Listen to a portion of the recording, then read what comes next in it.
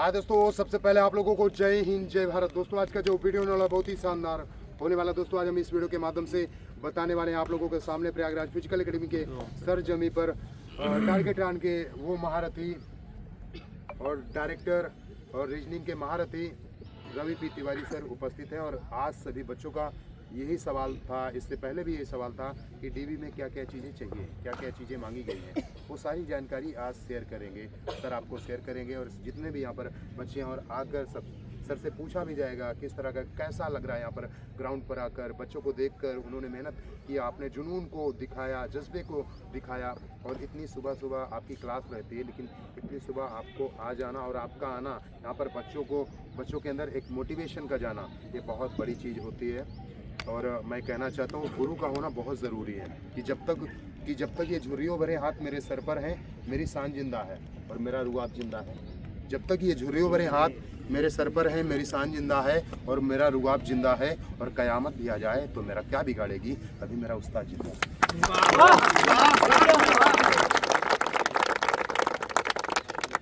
और कभी भी आपको हिंदू मुस्लिम में जाना ही नहीं है।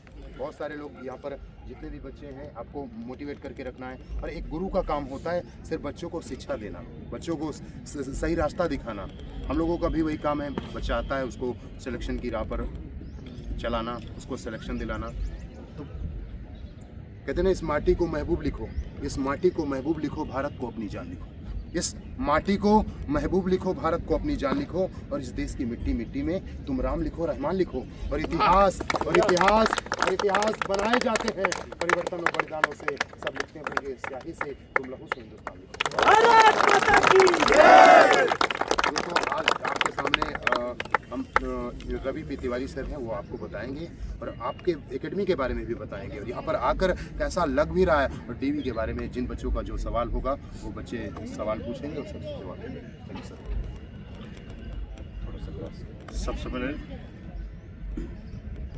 सबसे पहले इतने अच्छे आयोजन के लिए नवाब भाई को बहुत बहुत धन्यवाद। प्रयागराज फिजिकल एकेडमी को बहुत बहुत धन्यवाद इतने अच्छे आयोजन के लिए। बच्चे बहुत अनुशासन से यहाँ पर तैयारी कर रहे हैं और मैं आसपास के सभी बच्चों से कहना चाहता हूँ कि मौके जीवन में बहुत कम मिलते हैं। अगर आपका रिटर्न क्वालिफाई हुआ है, क्योंकि पुलिस की वैकेंसी और एसआई की वैकेंसी के साथ एक दिक्कत हमेशा रही कि ये वैकेंसी बहुत अंतर की बात आती है, रेगुलर नहीं। और जब एक वैकेंसी के बाद दूसरी वैकेंसी आती है तो लगभग बहुत सारे बच्चे ओवर एज, ठीक है। तो ये मौका जो आपको मिला है, इस मौके को आप भुलाइए। अगर आपको फिजिकल में कोई भी कमी लग रही है, अगर कोई भी दिक्कत लग रही है, आपको कुछ जानकारी ऐसी लग रही है जो आपको लगता है कि ये पूरी हो जाए तो मैं बेहतर कर सकता हूँ, या कुछ कमी लग रही है, तो नवाब भाई आपके साथ है, प्रयागराज फिजिकल एकेडमी आपके साथ है। आप लोग आइए, ज्वाइन करिए, यूट्यूब से इनकी वीडियो देखिए, इस पर वो बहुत टेक्निकलिटी की चीज़ें बताते हैं। और सबसे अच्छी बात है कि पढ़े लिखे उस्ताद हैं। जैसे उस्ताद कई प्रकार के होते हैं ना, जैसे इन्होंने BPEd किया है, BSc किया है, तो इनको एक्चुअल पता है कि शरीर का संयोजन क्या होना चाहिए, कितने समय में कितना कैसे करना है, जब फिनिश लाइन पर आए बच्चे तो उसको कैसे ट्रीट करना है, कैसे दौड़ की शुरुआत करानी है, कपड़े कैसे पहनने हैं, कौन से शूज। तो ये छोटी छोटी चीज़ें बहुत अंतर पैदा करती हैं। और नवाब भाई अपना काम बहुत बखूबी कर रहे हैं, बहुत अच्छे से कर रहे हैं। तो बहुत शुभकामनाएं एकेडमी को। आप सभी लोग जो है बढ़िया तरीके से जो है इस चीज़ को आगे लेके बढ़िए। DBPST के बारे में जो है डेट आपकी आ गई है, तो इसको घुमा अब आप ठीक। देखिए DBPST के बारे में बेसिकली आयोग की तरफ से एक लिस्ट आ गई है, आपको वो मिल भी गया होगा। डॉक्यूमेंट लिस्ट जो आई है आप सबके पास होगी।